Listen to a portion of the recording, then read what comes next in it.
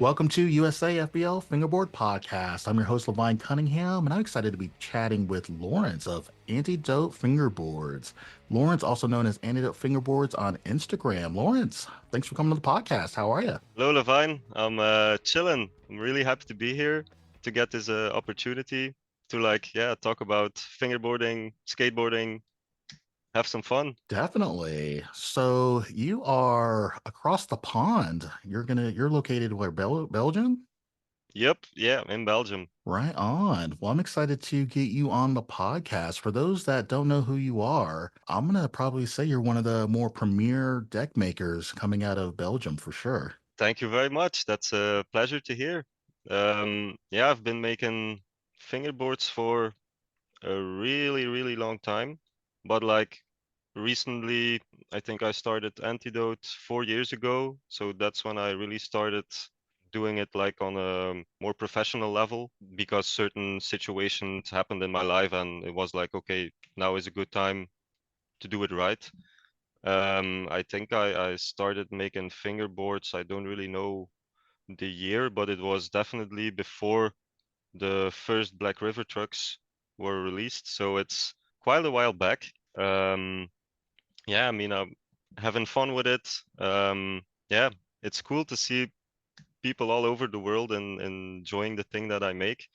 It's still like a little bit small scale, but I get messages from people all over the world, meeting a lot of new people, and I mean, yeah, it's the greatest thing ever. So yeah, Definitely. And you're hitting us up with some European trivia there. I'm not even sure when the actual first set of Black River trucks was released. So if you know this, like definitely drop it in the comments. But that's a weird benchmark date to use. I like yeah, it. I don't even know the date myself, but it's I can still remember the day. Like a friend of mine who I met at school, and I always was skateboarding with him, fingerboarding, and he came to school with like I don't know, like the really old iPhone, maybe iPhone 3 or something like that. So way back, I was like, "Yo, dude, check this out!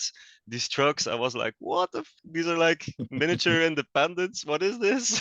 And I think the first ones they didn't even have like the lock nuts yet. So you really need to put like super glue because yeah, just with like the tech decks, the nuts could fly off and everything. And I Those are think the definitely the early days right there. yeah, and Yeah. the base plates were also like a little bit more narrow and they could start like cracking at the spots where the bolts go in like after quite some time. And then when they dropped the second version, they made the base plate like a little bit wider so that problem couldn't happen anymore, and they also added like the lock nut system and everything. So yeah, quite an evolution. Skateboarding probably came first before fingerboarding, correct? Well, it's like a kind of mixed bag. Like Okay. I think I came in contact with a fingerboard before I came in contact with like a skateboard. I can remember it was like way back on Sundays. Me and my parents and my sister, we always like visited my grandparents, and my nephew was there, and he was like skateboarding, and that's why I'm not really sure if I saw him skateboard first or have a fingerboard. So he was there also visiting my grandparents, and he had like a tag deck. I was like, yo, what's this? This looks cool. But I mean, it was like the really, really early days. So it was just like, yeah, I don't know what to do with it, but it looked fun. I mean, you're a kid. So if you see something new, you're like, whoo, what's this fancy thing? And I remember that that was like the first encounter. And then when I think it was when I was 13 year olds or something like that.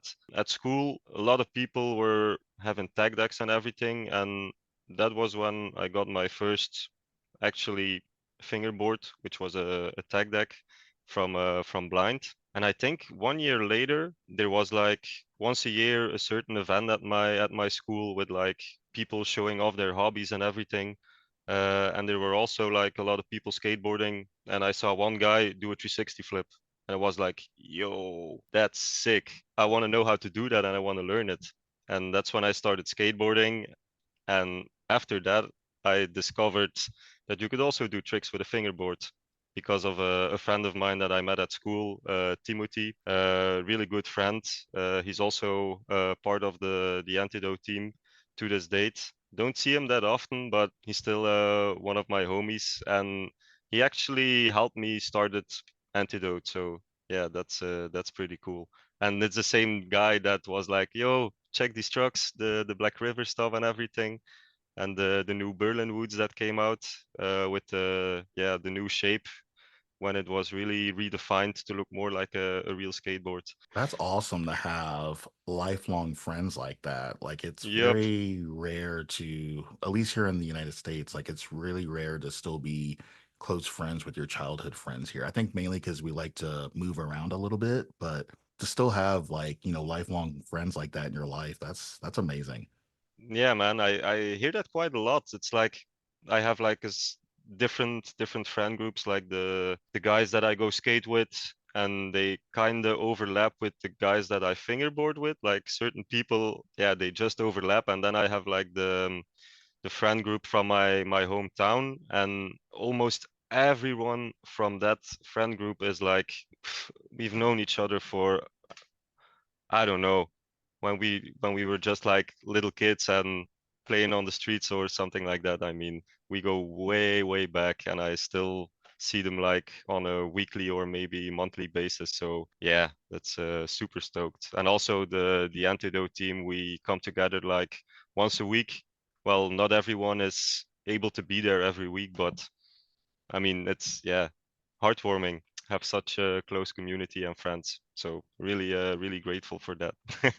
No, definitely. I feel, wait, so your entire team is local? Yeah, that's a thing. I only try to support Belgium fingerboarders because I don't know, I think there are like a lot of brands everywhere, and supporting team riders that I don't really have like a personal connection with, or uh, it doesn't make sense for me. And I think every country, well, maybe not every country, but most of the countries probably have some kind of fingerboard brand. And I don't know, in my head it's like better to support the people you know and have like a close family and keeping that scene alive. That's my kind of approach. No, I If that absolutely makes love sense. that. I respect that. I think that having a team that's local and everybody's able to meet up, hang out, share ideas, share that passion, creativity, like there's a very special like bond or connection that happens there whenever you have like-minded people that love what's going on, like all in Yep, one place. definitely. I mean, and for me as the company owner, it also keeps me going because like in the starting years of Antidote, I didn't really have like a team. So it was just like me and my friend Timothy from school. I was like doing some stuff, making some boards, selling them at some local skate shops. And then it was like the dream, like, yo, imagine if maybe they would be sold at AC Berlin or something like that. And then one day that happened, which I'm still super grateful for that happened. Big shout out to TKY and the whole crew in ASI Berlin. But like once I hit that, like I don't know, that benchmark, I was like, okay, now what's next? Was like, yeah, I don't know. And then I was like, dude, why don't I have a team? And then we started. There were some events in Belgium. Started to meet a lot of fingerboarders, and then yeah, there were some guys that like popped up. I was like, yo, those are actually really good. Like one of them, the ones that you met also at Fast Fingers, Jona, who also Mhm. entered the combo of the year. Casper, yeah, I mean the whole team, they're just yeah, it's a family. That's also the reason if you go on the website and you go to the like who's in the team, it doesn't say team, but it says the Antidote family because it I don't know, it's a family for me, and they keep me going, they support me, I support them. It's yeah, it's a family. No, I love it. Let's backtrack a little bit. And so we launched the Ramon Angelo episode last week, and we talked about skateboarding tourism, which kind of blew my mind because, I've been running the podcast for a very, very long time, and like no one's talked about that. And so like I kind of want to talk about like the skate scene. Is there like any like famous spots, any like go-to like places where a lot of the locals are like just hitting those street spots? Like talk about the skate scene a little bit. Well, there are like a lot of definitely a lot of good spots in Belgium, but they are really, really sketchy and crusty most of the times. So I like feel like people like that though. it's if you can do certain tricks on certain spots, it's gnarly. It's really gnarly. Because like most of the times the runaway isn't super perfect, or I mean, yeah, a lot of sketchy spots, but like past years we've been getting like more and more new skate parks. So that's definitely positive. I think l- a lot of that comes from the Olympics, maybe, so that it's more seen as a sport, so that a lot of cities invest more into into good skate parks. So that's a really good thing. Most of the times I go to the city Ghent, to the skate park, and there's always yeah, not always the same people, but I mean, if you go there once a week, you start to know all the people and making a lot of friends. So that's I'll be there most of the time, like on Sundays when the weather is good, probably also on Saturday, or yeah, whenever I can go, I'm there. And yeah, we have definitely have a lot of cool skate spots. I think also in Brussels. I've been there a couple of weeks ago to film with Jelle de Scout, who's a team rider for Antidote also. Um, to film some street tricks. Was really crazy. Yeah, those guys, they can really skate good. I'm not that good. I'm more of a chillin' flat ground skater kind of guy, but I mean, I'm having fun, so that's all that matters. Yeah, definitely. That's all that was all that matters for sure. I'm actually considering getting back into skateboarding. I don't know how I feel about taking injuries, but it's thoughts been kind of crossing my mind. I'm getting up there in age, but like I feel like, it looks a lot of fun, but I feel like I don't know if my body can take that. I mean, yeah, you can try it. Why not? Even if it's like cruising around a little bit, popping an ollie here and there, maybe some manuals. You don't need to do the most craziest tricks. It's like if you're just having fun. I mean, that's the best thing because I also started like skateboarding again, like well, not really recently, but like when the pandemic started, the corona, which is like I don't know how long ago, 4 or 5 years, maybe something like that. Yeah, something like that. Yeah, damn, time flies. I know, right? I was like, damn, it's already that long ago.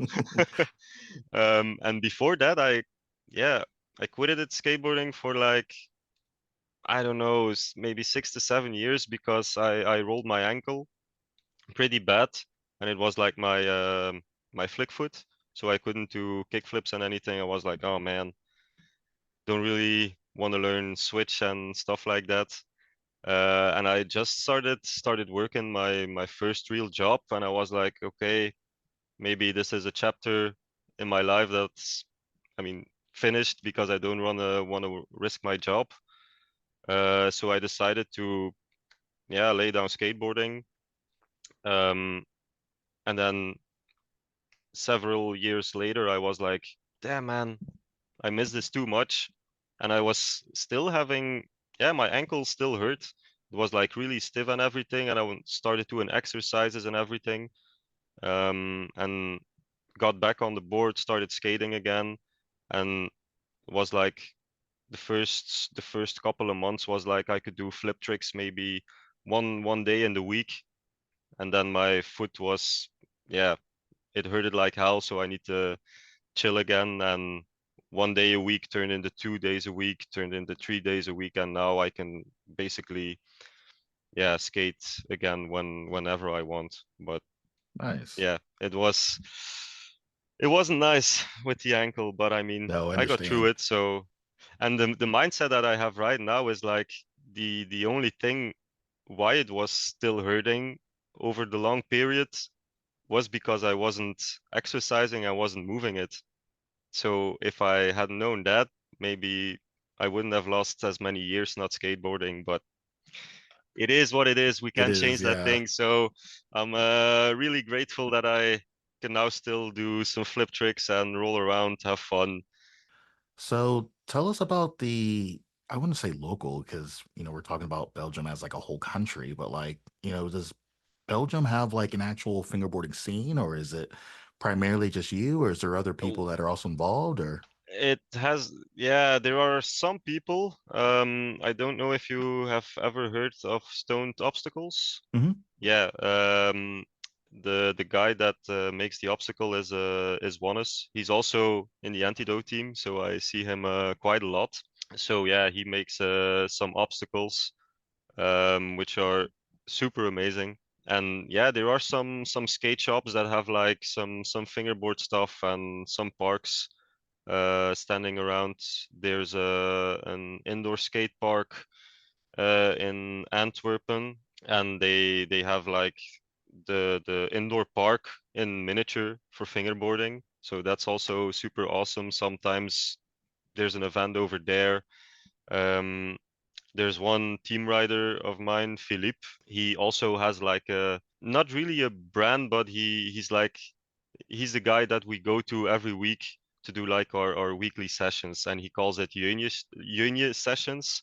And he's also planning on doing events in the future. So we're also working on that a little bit, yeah, a little bit together to make that happen.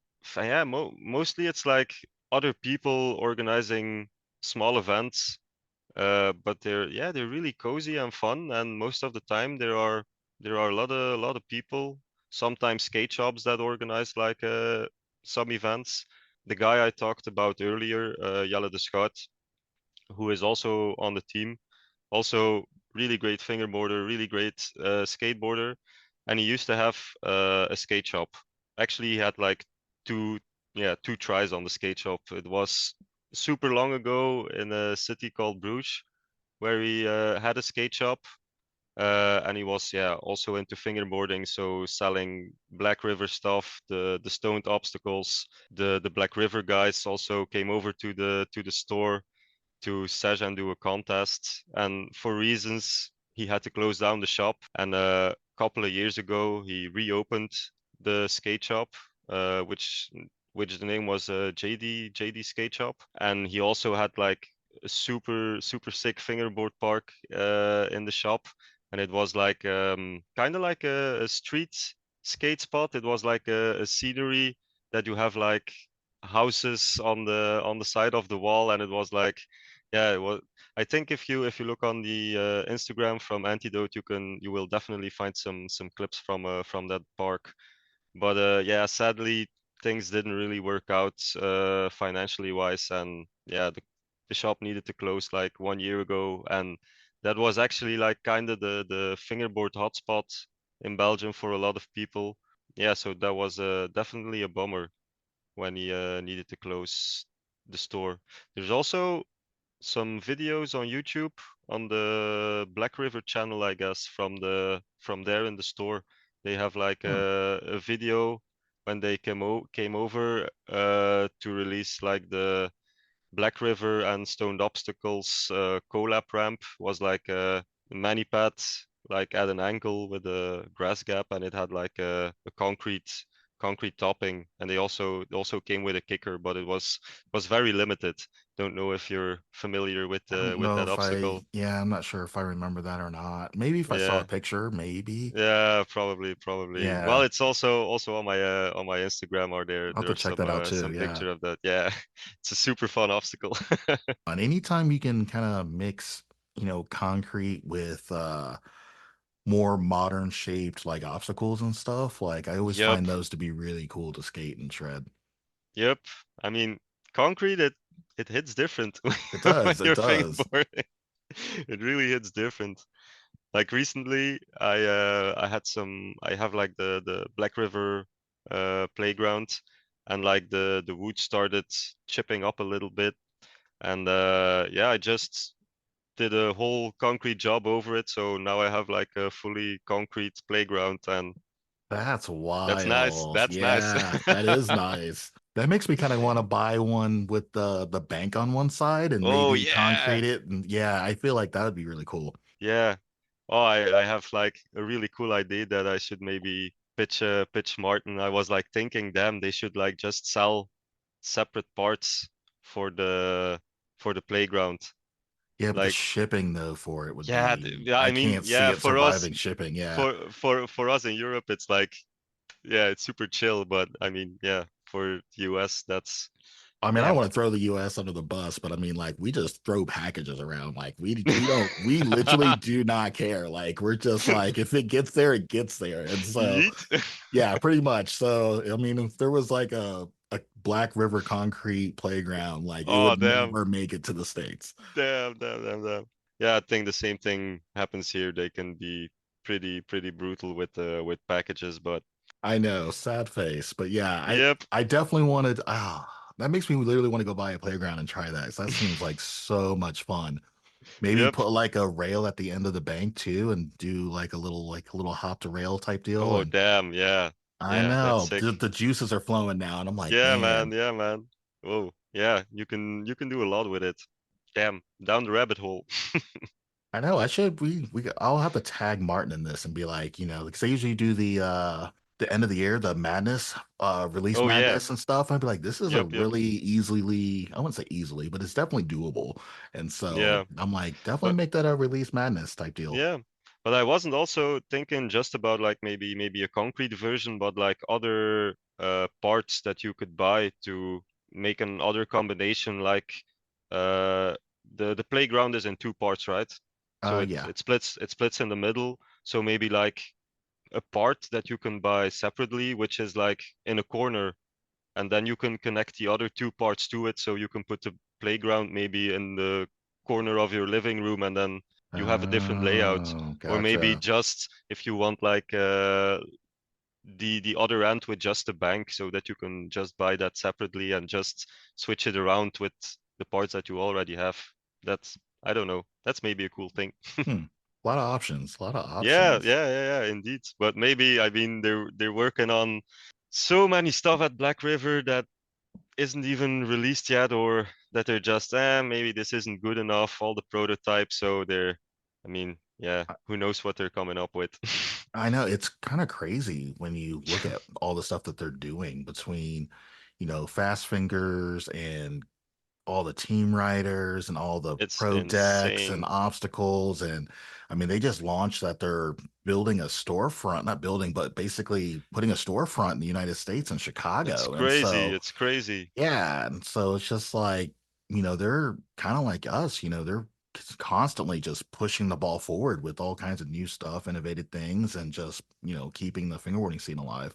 Yeah, well, they basically have to. And they're also, yeah, I think they're still as passionate as in the beginning. I know a lot of people sometimes are like, Black River, I don't know. But I mean, I don't know, maybe some people sometimes also forget. They really leave the big footprint in the fingerboard scene and started a lot of the things that we know today. And okay, yeah, maybe for some people it's expensive.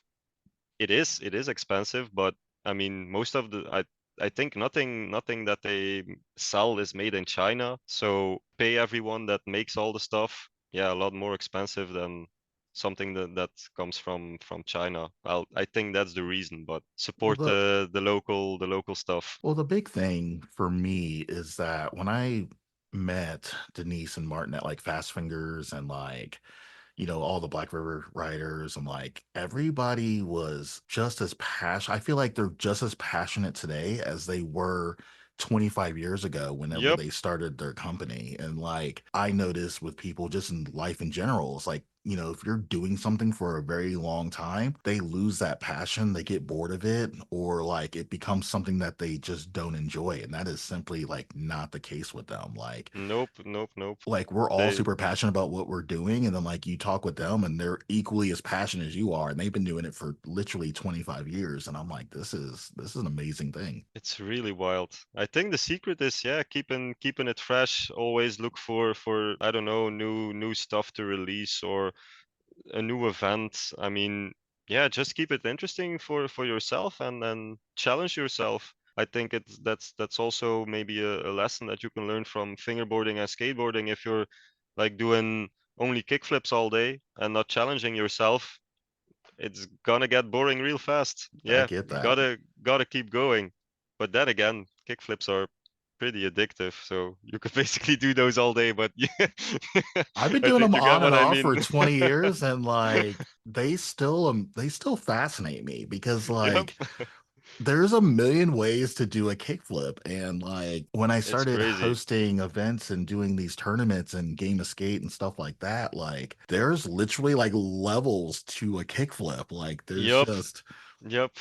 and like Like, I've seen some top tier kickflips, and I'm like, I don't even know if my kickflip is even like a 6 or a 7 on the scale. And I've been doing it for a very long time. And yeah, so man, I see what you mean. Like Chris Daniels, damn, his kickflips on a fingerboard, yeah, crazy. Damn. buttery. The way he tweaks them, and it's like, I don't know, almost like a late kickflip, but it's not really a late kickflip. It's just, I mean, perfect.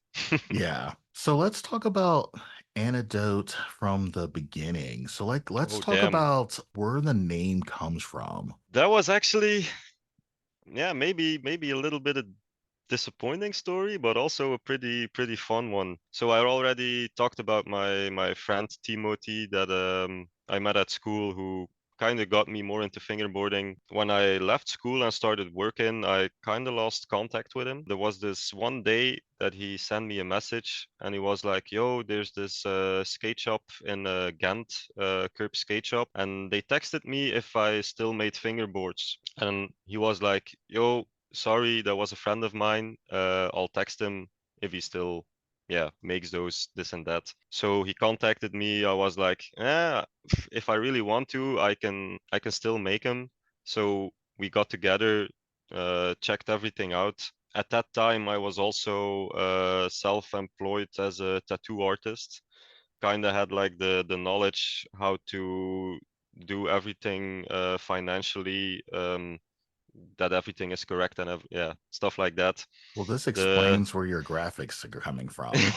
yeah, Because when I the look at your yeah, graphics, I'm just like, just it blows me away because I consider it to be original and true art, and it's very rare to see. And so most tattooists that I know, like they have that artistic, original, like creativity that just overflows. Like I can't explain it, but like you can definitely tell like the difference between someone who makes fingerboards who's a tattooist and someone who's not. Like it's night and day difference. thanks, man. That really means a lot.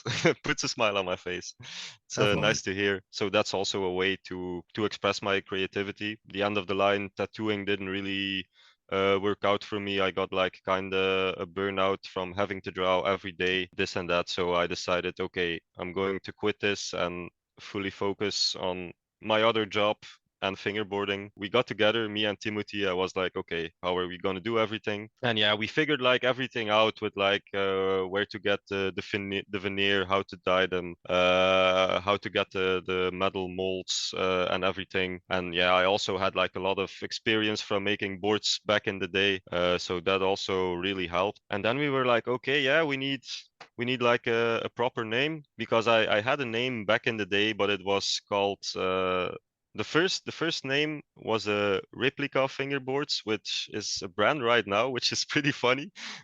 After that, I called it Kapow Fingerboards, and then I had like the long skateboarding break and got back into it together with Timothy, and then we were like, okay, how are we gonna call this? And we were like, just thinking and nothing came up, and I was like, okay, screw this, I'm gonna hit the magical interwebs and just like a name generator, hit in some keywords like skateboarding, fingerboarding. And I was scrolling down the list and suddenly I saw like Antidote, and it was like, ah! I was Nice. like, yo, and I looked at Timothy. I was like, dude, antidote. I was like, yo, dude, that's sick, man. Fingerboarding is the antidote if you want to skateboard, but your leg is broken. And we were like, oh man, this is perfect. And then we started like the whole, yeah, the designs behind the branding behind the brand, That's like awesome. the potion bottle. So it kind of felt like a gift from heaven. But I mean, it was nice to see yeah, the name popped up, and I mean, like all the pieces just fit into place. It makes sense for who we are, because we love skateboarding. When we're not able to skateboard because the weather outside is it's raining or whatever, we can still skate, but with a fingerboard. Yeah, it made a lot of sense. No, I like it when things just kind of line up like that. And Yeah. especially when you like check Instagram and stuff and you're like, is anybody taking my name? Is it available? And Yeah. like you see That that it's was- actually available and you're like, oh my yep. goodness, like I need to Yep. create an account like right now Yep, and yep. take That that. was the same thing that happened. It was like there's no way that there's not gonna be a company that is already taken this name, but it was available. One thing I noticed that is that there's like skateboard park building company, and they are called Antidote skate parks or concrete parks. I'm not sure, but Hmm. that also exists. But It is very hard to like, especially if you were to like start up a brand today and try to come up with a name would be it's really hard. because there's so many brands that have kind of popped up, but there's also like finding the Instagram handles and stuff that are actually available. Like, I feel like everybody has taken everything. Yeah, like for me, I also, yeah, we checked like Antidote official that was taken. I'm not even sure what it was. I think it was like a punk band or something that's called Antidote. So that was already taken, Yeah. and then we were just like, okay, yeah, Antidote Fingerboards doesn't exist. Let's go with this one. Pretty funny how it just like fell out of the sky, but it makes sense. It's crazy. Like Curbs, which is my personal brand. I mean, I had to I did the same thing. I looked up Yeah, a name generator and I was just like, man, this is already taken. Oh, this is cool. Oh, it's already taken. And then I came across curb as like a street, like a skateboarding, yeah. fingerboarding term. And I'm like, oh, curb is taken. But I'm like, curbs with an ED. I'm like, Oh that's yeah, not taken. So I'm like, ooh, I am taking that. that's And nice, man. so being a concrete obstacle company and having a name like Curbs, I'm like, this is Makes on sense. point. It Yeah. makes And everything sense. just kind of lined up. And so it's one of those things where like I had to hop on that like immediately. Yep, yep. Yeah, if you have a good name and it's available, go for it, man. Don't Because it wait too took long. me probably 2 weeks of just like thinking about it and looking up like ideas and like just to even find something that was actually available. And like the first thing that came up was this, and like the stars just kind of lined up because it Yep, wasn't even yep. like my first, it was literally my first and only option. And so like it just magically happened that I came up with something great. I feel you, man. Yeah, it's like it's a really good feeling if that happens. It's kind of strange in some way, but it feels good. It's nice. And now I just kind of take the shortcut version of it. So like United States, America Fingerboarding League, USAFBL, like instead of figuring out like combo of the year, I just put USFBL first and then what I want. And Yep, so yeah. I don't even try to like see if that's available. And so I like if I put USAFBL first, then I can literally put whatever project behind it and it's golden. It's good. I know that I have it.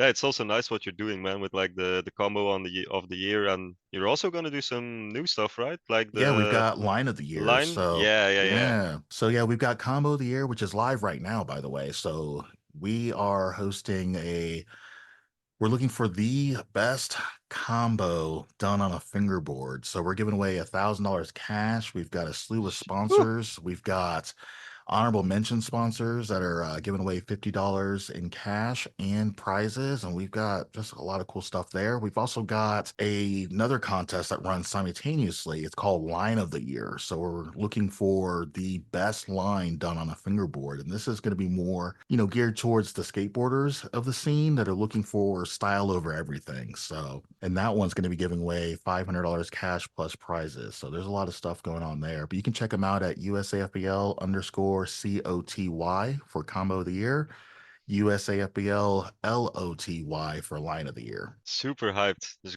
probably gonna be a lot of crazy, crazy tricks and lines out there.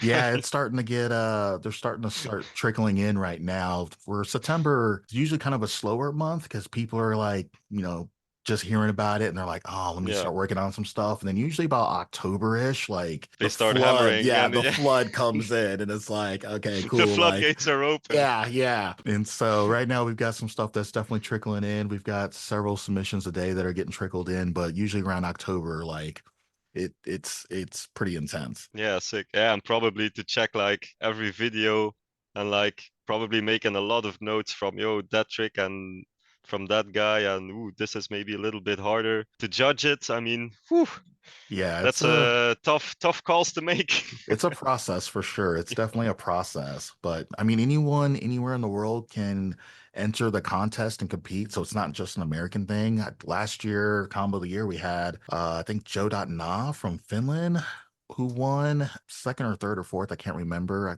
should have put this in notes, but I guess not. But we also had like a Drively, I think he's from Spain, Drively FB from Spain. He was one of the finalists and stuff as well. And so they got hooked up with a lot of cash, a lot of prizes, things like that. So it was a pretty cool experience to be able to bless people from all over the world. Yep, man, it's really insane. Like definitely for like cash prizes and fingerboard contests, it's like you don't see that often. It's hard to put together, and I know why it Yeah, doesn't happen very definitely, often, but definitely, definitely, it takes definitely. But it's sick that it happens, man. Really big oh, respect. definitely I appreciate that. All right, so when did Antidote start? Like how far back? I know Oh you've been around man, for quite some time. I I know it's before think. the Black River truck came out. Well, that's when I started making fingerboards. Like the company started maybe only I don't know, no, maybe 4 or 5 years ago, something like that. I mean, time really flies, and to be honest, I don't really pay a lot of attention. Like, how long am I doing this? I'm just having fun and yeah, just going with the flow. But I think it's something like yeah, 4 to 5 years or something like that. I mean, I should probably check what the first post on Instagram is, and probably something like that is the yeah when we started it out. But it's yeah, it's kind of fresh. It's like 4 to 5 years, but we have a lot more experience in making fingerboards than just those 5 years. Well, that's what you're basically kind of saying. Is you're talking about, going through several name changes. So I'm thinking like that probably goes further back to like 2008, 2010, somewhere even Probably that far something back. something Yeah. like that. Yeah, probably. Yeah, way back. Like when I started making fingerboards, the first one was like yeah, probably how a lot of people did it, like just taking two tag decks and maybe shaping them a little bit with a lighter, then yeah, clamping them together with the veneers pressed in between. And then after that, I started making Bondo molds. I had like a little iron sheet, like the same width as I would cut my veneers, and I shaped that into the shape that I wanted, and then made a Bondo mold out of that and started yeah making my own shapes and stuff like that. And that was around the period that Berlin Wood released the first new school generation of fingerboards, like the shape that everyone knows and loves today. But I think I have my first finger. Oh yeah, it's right here. This is like one of the first one that I ever made. So it's just like, I mean, Oh, gotcha. yeah, Low to medium kick, no concave. I love it. yeah. I mean, if you Super if you mellow. compare it if you compare it to like the newer boards, like I ride a 32. I mean, you can see how Oh, slim it gotcha. is. It's like the really old school tech deck sizes. I mean, probably I don't know 20, 26, 26? Yeah. 29. Yeah, probably something like that. So it's like a toothpick. It's weird too when I look back, like I used to be able to do tricks and stuff like that on those I still have my first fingerboard and like I set it up a couple weeks ago. Found some 26 millimeter trucks and It's strange. yeah, I don't know how. I'm like I mean I know how to like kickflip and stuff on that stuff, but it is hard. Like Yep, I don't know how I was doing stuff on that. And I feel I mean that's all I knew, so I guess I just adapted to it, but like yep. I mean, it took me a good 15 minutes of trying to get back into the flow of using that and it was rough. Yeah, for me the funny thing is it's like the board's getting wider is like a trend that happened in skateboarding as well as in fingerboarding. Like when I started skateboarding back in the day, most of the guys were riding like 7.5 or a 7.7. If you're riding that nowadays, people are gonna be like, "Yo, you're crazy, man. What's this?" So like now the standard is like an 8 or 8.2, maybe 8.5. And I think the same thing is, yeah, the same thing happened with fingerboarding, because I can still remember the first time that the Black River team did a tour in Europe. The only thing that was released was like the 29 trucks and the 29 boards. We were like, yeah, fingerboarding and chilling with the Black River team, and we were like looking at their fingerboards, and we're like, hey, those look wider. What's this? And we checked it out, and it was like 32 millimeters, and we were like, what's this? I mean, yeah, we talked to them, and they were like, yo, this is going to be released in, I don't know, couple of months, maybe next year or something like that. But they were testing the new size, and we were like mind blown. We were like, yo, this is crazy. And then the same thing happened with the 34 millimeter trucks and decks. So it was like, yo, this is insane. And I think I've rode it like 34 for a really, really long time. And now 1 year ago I switched back to 32, just for the reason because I thought the 32 looked more realistic in proportion to a real skateboard. So I was like, I'm just gonna switch for that reason. And it was also kind of weird to like go back to a smaller sized board, but once you get used to it, I mean, it works. But I don't know if I could go smaller than a 32. Maybe I think 29 would 32 is be. as small as It's I a would like to yeah. go. I I was feel it's a riding a sweet spot. 36 for a very long time and then moved back down to a 34 so I can help me learn, nollie and switch tricks better with the Yep. rotations and stuff. And I've looked at some 32s. They feel good, but I'm like, I'm kind of scared that I'm gonna enjoy riding a 32, and I think that like freaks me out. I had the same problem, and well, once I started using the 32, I was like, it looks a little bit nicer, and in some way, I don't know, it's like more satisfaction when you land the trick because you have That's like what it less space is. to, I mean, Yeah. You gotta yeah, really like, it's gotta be real precise. Like, I yep, feel like the yep, wider the board, the more room for error. And yeah, so, and maybe yeah, that a wider board is maybe a little bit easier for doing like for pop shove-its or maybe big spins or whatever. But yeah, I tried out like 30, 36 also, but I don't know. I think it's a little bit too wide of a board. I do enjoy it for transition, mhm. but just street type skateboarding or yeah, fingerboarding. Um, I don't know. It's a bit too wide for me, but No, I I mean, understand that. It depends on people's fingers and stuff. I have really fat fingers, so like I need all the space I can I get. So mean, whatever works works. You do you.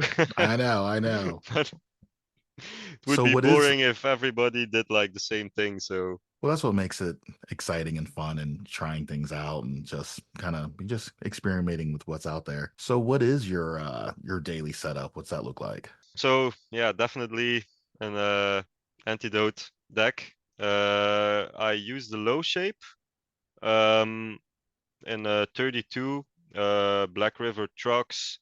I have some. I can't remember South Soft bushings. Yeah, Okay. yeah, those I was gonna the ask South like what Softs. bushing Yeah, companies yeah, your guys are using because I know yeah. we've got a The few American companies, but I'm like, who are the Europeans using? Yeah, I use the South Softs and Level Up. Okay. Those are yeah, I really enjoyed those. And the wheels that I'm using are like the Ramon prototype wheels with the Oh, okay. Holzkopf. So really good wheel.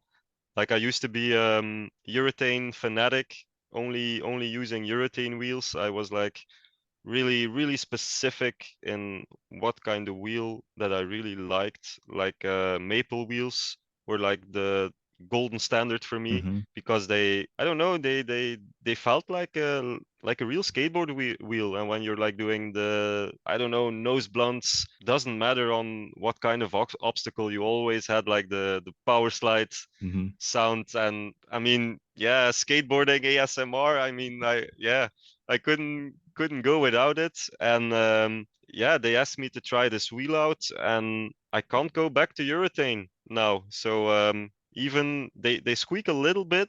I would like to have some more squeak, but they just perform so well that I can't go back to urethane. So that's how good of a wheel this thing is. So once they're going to be released, definitely try them out, because it's a super good wheel.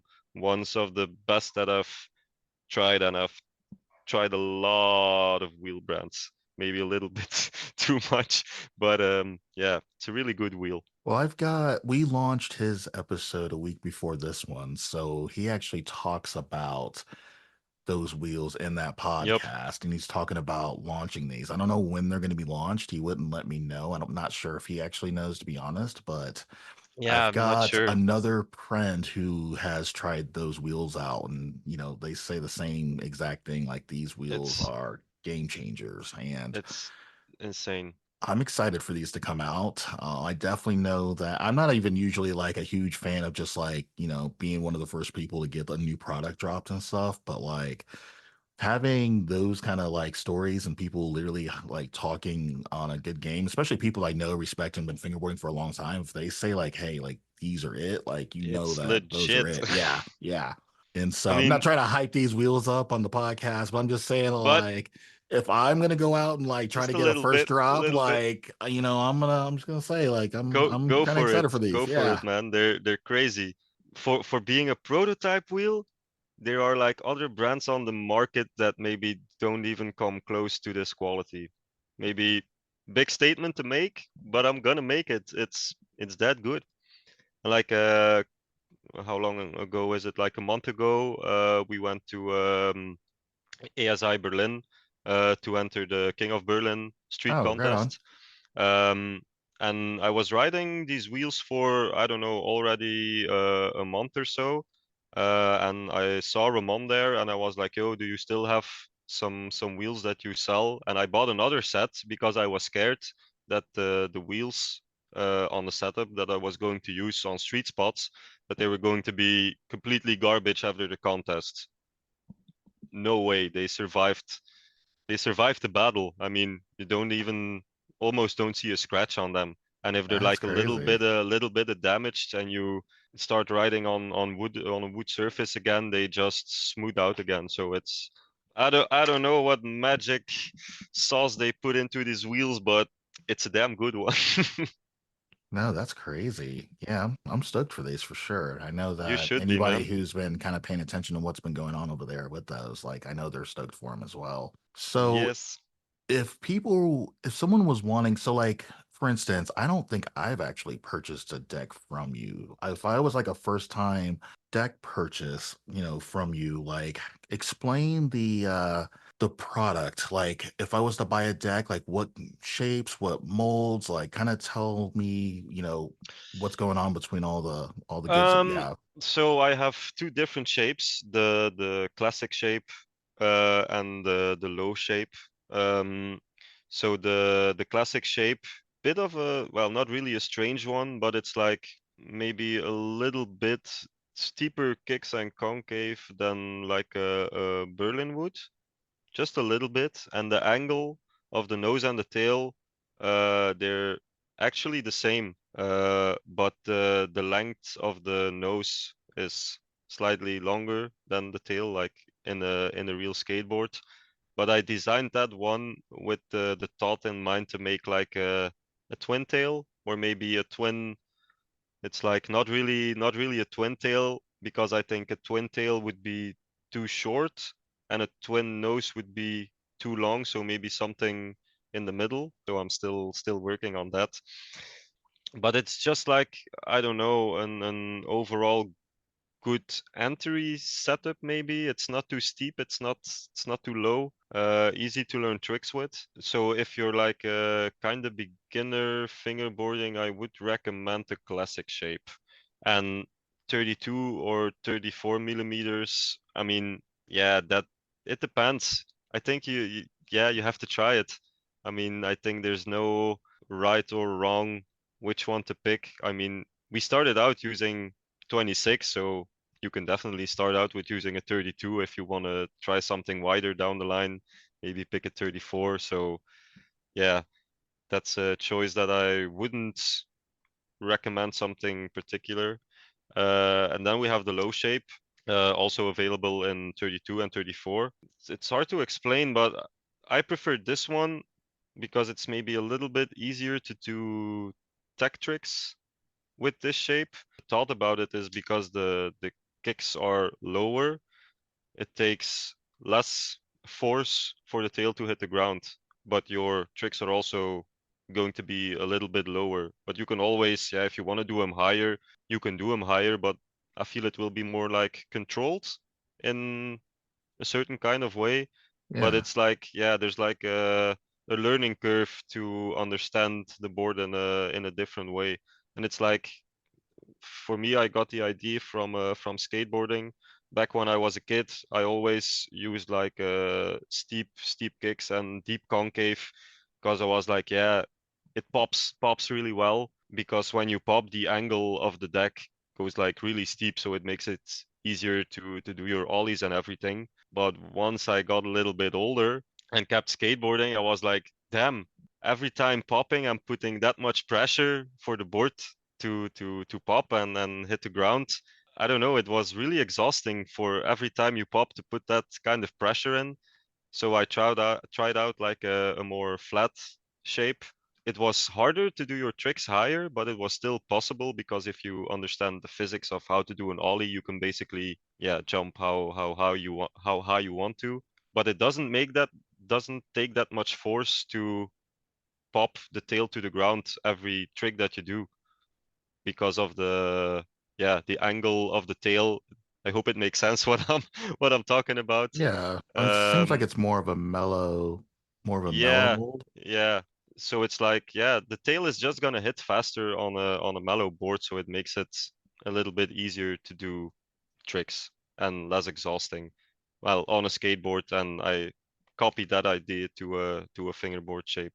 It's like the skateboarding brain and coming over to the fingerboard brain sometimes, like, yo, maybe try this. And Can people buy those boards? I know you can buy them on your website, but do you have like any distributors that, also sell your boards? yeah, so on our website, they're like, I only ship inside Europe because the shipping costs are like, I mean, they're crazy.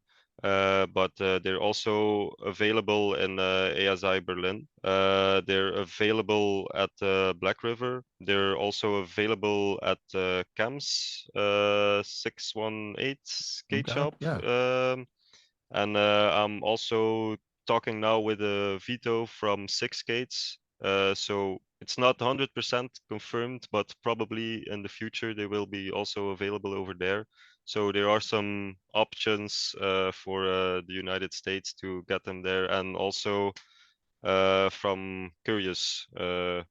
Yours Yeah, they're boards. also Yeah. available on Curious. So yeah, sometimes I even encourage people to buy them from skate shops or fingerboard shops, like especially from ASI, because this isn't my main job, and I really appreciate it if like people want to support me, but I'm kind of doing this for fun. And okay, if I earn a little bit of extra cash for the cookie jar, that's nice, but please go support your local skate shop and fingerboard shop, whatever it takes. Even if you have to spend like maybe the one extra dollar, it can maybe save a skate shop or a fingerboard store to stay open. And those are like the center points of the community, and they're so important. I couldn't And agree yeah, with you more on that for sure. Because I've because yeah, seen so many shops come and go, including my shop. I had a shop as well for a year and a half, and yep. it's a struggle. And so when I see, places like ASA Berlin struggling, things like that, like whatever you guys can do to help keep these places open, it's going to be detrimental to keeping, the scene and the local scene especially alive. Yep, it is. It is. So I really wanted to, I don't know, maybe emphasize that a little bit. Like, please, please, it's so important. And I know it's like for some people it's like, yeah, really expensive, and maybe like, yeah, if I buy it online or from, I don't know, whatever other website, I can get it for maybe like $2 or something like that cheaper. Yeah, yeah, I get it. It's expensive, but having those local shops, and that you can physically go to and hang out, meet new people, make new friends, is so important. Maybe more important than saving €2 on something that you buy. No, I agree. That's my I thoughts. I agree. mean, everybody does his own thing, of course, and I'm not gonna judge if you want to save a couple of bucks on a purchase. But I mean, if you have like had like your own shop, or a local skate shop that you've seen close because they've struggled so much because people buy everything online, yeah, it's a sad thing to see. No, understand. And then also, I'm gonna find ASI Berlin's it's like a GoFundMe Patreon Yeah, account basically. So I'm gonna put that in yep. the description for you guys as well. So for anybody that wants to support the store and keep it open, like I'll have that link there for you guys as well. That's really nice, because I think they can really use the support. No, They I can agree. really They've do. been in the community going on like 14, 15 years since Black I River mean, opened the store. And so it's been here for a very long time. they're legends, legendary. I also try to support them, like when I need something from a fingerboard gear or something. I always ASI. Okay, maybe sometimes it's a little bit more expensive, but I'm like, I don't care. I mean, if I can go on a vacation trip to ASI, I'm down. And it's super sick that you can go there and chill, meet people from all over the world. It would be really sad if that had to close down. So even sometimes when they're ordering decks from me, I'm like, yo, I'm gonna send some free decks over, and I mean, it's as a gift. So yeah, some extra cash for their cookie jar. It's maybe not much, but I mean, every little thing helps, I guess. Yeah, definitely.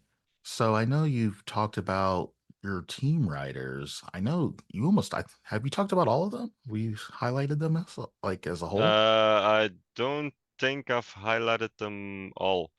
Oh, I hope I'm not gonna forget anyone.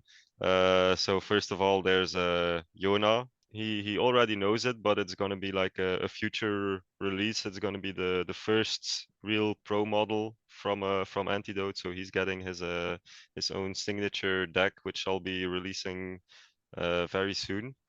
And then there's Casper, who's called Clumsy Fingers on Instagram. Brick, but I don't know all the Instagram names on the top of my head. Jelle de Schaat, Wannes from Stoned Obstacles, Timothy, Lucas. Hope I'm not forgetting anyone. Maxime, Philippe.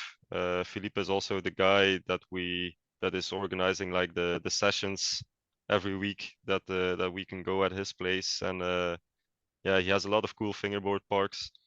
Um, yeah, I think I had everyone. Think so. Man, that's a Yeah, team. I like yeah, it. it's a big family. So Man, yeah, I'm stoked and everybody's local, so that's huge. yep, it is. It is. Oh, there's one more guy on the team that I didn't mention. Zap.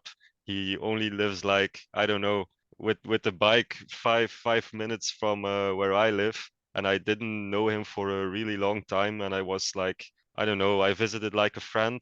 He also came, but we didn't know each other. And I had like a fingerboard with me, and he was like, "Yo, you fingerboard? What?" He was like, "Yo, dude," and he was really good, like super clean switch heels and everything. I mean, he's crazy. I was like, dude, where have you been? I mean, like, he's like living 5 minutes from my house, and I didn't even know the guy. But yeah, he's a really nice person also. So yeah, That's a funny it's nice. story. I had a Yeah. similar story that happened to me a couple weeks ago because I got a little house and my USFBL trailers parked in the front yard and I was checking the mail and some guy like drove, I don't know, like you're circling the neighborhood looking for somebody, delivering, I don't know, but like he's like, United States Fingerboarding League? And it's like, are you the, oh my God, you're that guy. And I was Oh, like, yeah, I'm Levi. And he's like, holy shit. And it's like epic, super excited. And it's epic. like, you live here? And it's like, yeah. And he's like, dude, I live like 5 streets over. And I'm like, oh, snaps. And so like it like blew his mind. He's like, I knew you lived in Indianapolis somewhere. I just didn't know. And so like, yeah, he was Oh we man. had a moment. Yeah, nice feeling also like, oh damn, that's cool. And I was like, man, it Epic. made my entire week. I was like, okay, Yeah, okay. definitely. I can imagine. It's nice, man. Sick. Man, all right. So you've probably been to a few fingerboarding events other than Fast Fingers. That's where I met you originally, was Yep, at yep, yep, Fast yep, Fingers. yep. But I mean, is that one of the, obviously that's going to be the largest event, but have you been to like other fingerboarding events as well? I did a few. So a couple of events in the Netherlands. Then yeah, the local events in Belgium. I also went to the slow fingers at Black River. That I wasn't really wanted to like go to a that so yeah. bad. It was really nice, and the vibe was like, yeah, it was super chill because there was no contest, so everyone was just like vibing, and I don't know, it was really nice. It looks like a European version of Rendezvous, which I is It probably is. Rendezvous is held by Mike Snyder Yep, Flatface, and there's no competitions, no contests. It's just literally a bunch of people hanging out around yep, like 40 parks. And having fun. yeah, hanging out, shooting the breeze, just Yep, yep, making yep, yep. edits, just cool times. That's on my bucket list. Hopefully, I can maybe, I don't know, maybe not next year, but I hope in the future make a trip to the US and maybe Well, you come hit the out here, rendezvous. yeah, you come out here and go to Rendezvous, and I'm gonna go out there and go to Slow Fingers. Oh yeah, that would be sick. And then we'll report Uh, back to each other and talk about our yeah, experience. that would be so dope. Oh yeah, the King of Berlin. That was like super sick. We did it the 1 year ago, and like this the last edition, which was in August. So We'll that was talk about that. So oh man. I kind of created a version of it here in the States, but like Oh I don't think I've actually like talked to someone who was actually in it that really kind of like explained like what it was, their experiences with it. Like as an American, like we see the end video result, yeah. but we don't understand like the process. Like what does that whole process look like? So the starting point, if you enter the contest, is at the ASI store.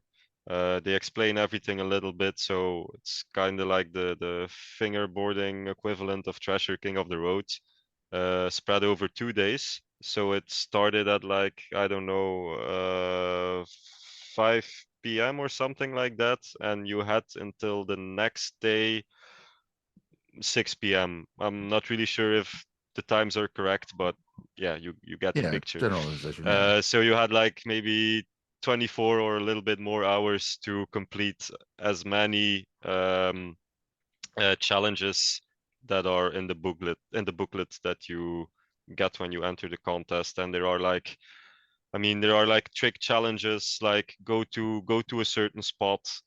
On that spot is like a trick bounty, like do frontside tail slide hard flip out, something like that. And then also on that spot is maybe film a best trick, and then you get extra points if you win the best trick, like between all the different teams, if that makes sense.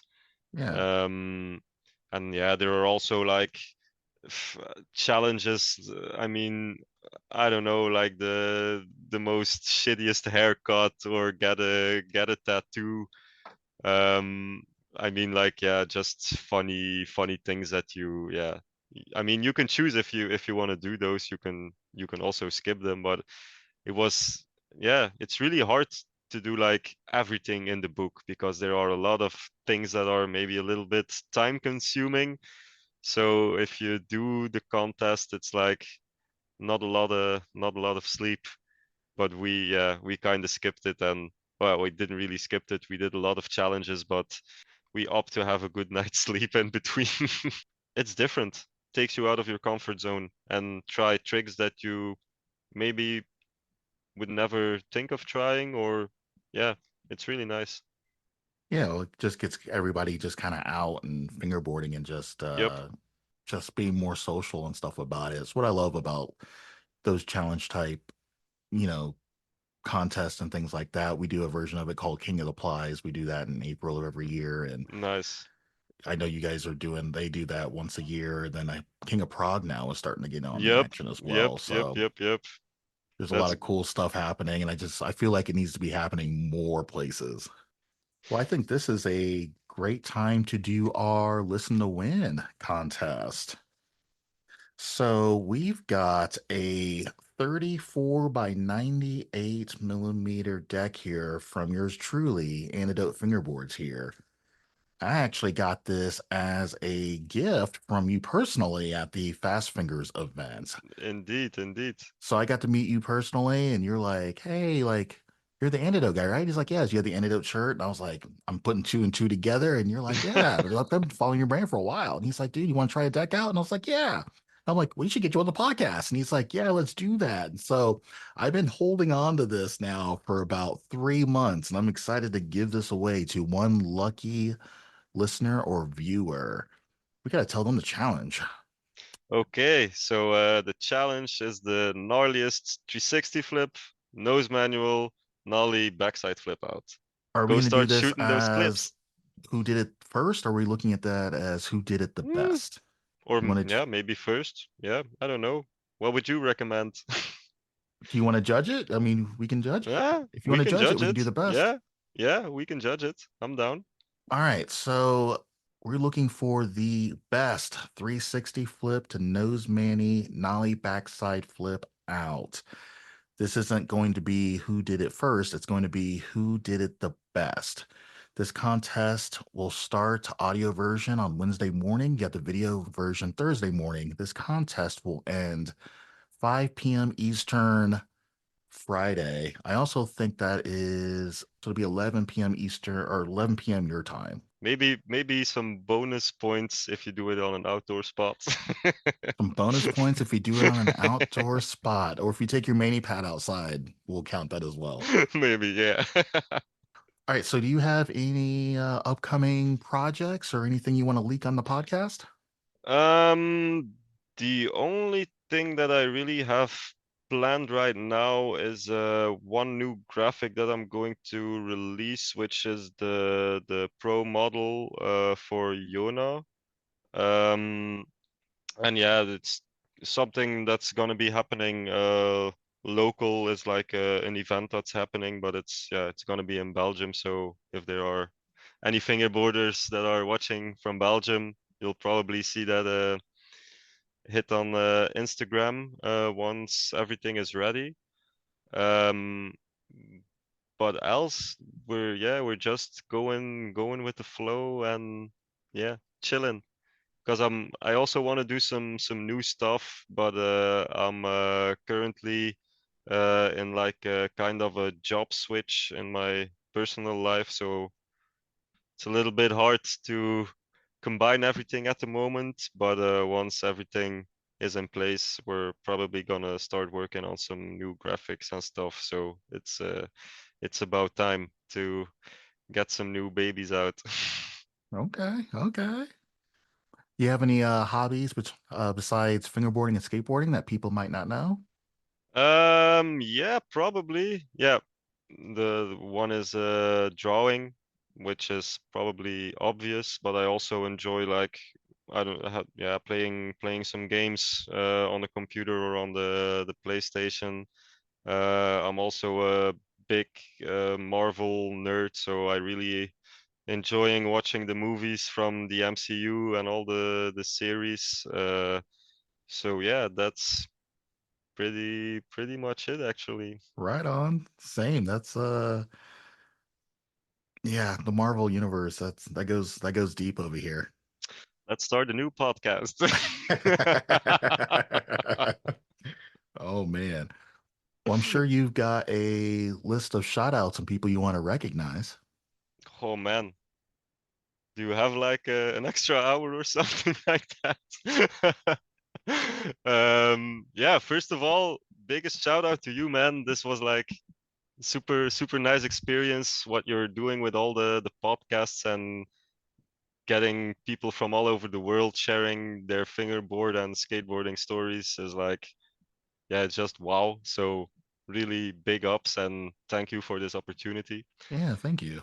um yeah, shout out to all the team riders, all the customers who supported me throughout the years. Definitely big shout out to TKY from ASI Berlin, because he was the actually the first big fingerboard name that started distributing my brand. So really grateful for that. Also Pascal from the ASI team. Yeah, actually everyone from the ASI team. Everyone at Black River. Jelle de Scott from JD Skate Shop, also a team rider, but he supported me forever. So yeah, that's also a big shout out.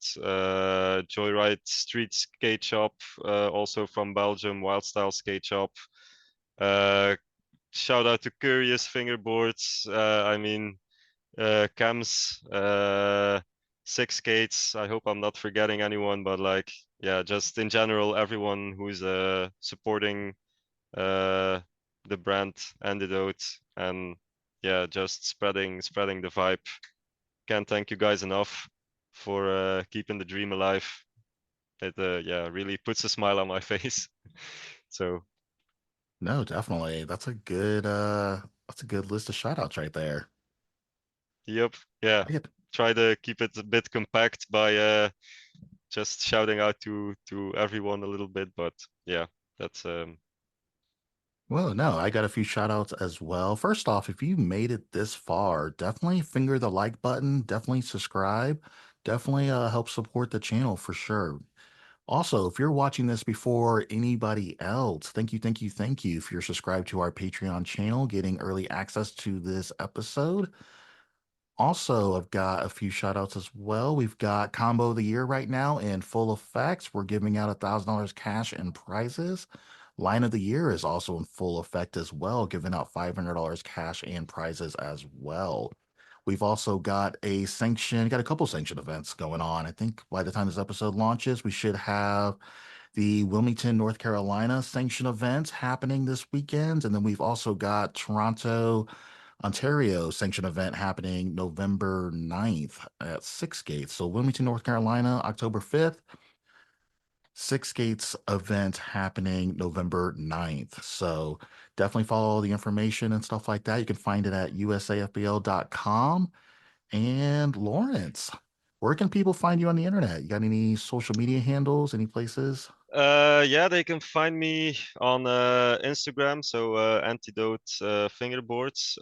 We also have a YouTube channel, which is also Antidote Fingerboards. So yeah, 1 week ago we uploaded the new video from the For trip King or Berlin? we did with the team from King of Berlin. So we had a lot of fun, put a lot of time into the edit. So definitely check it out.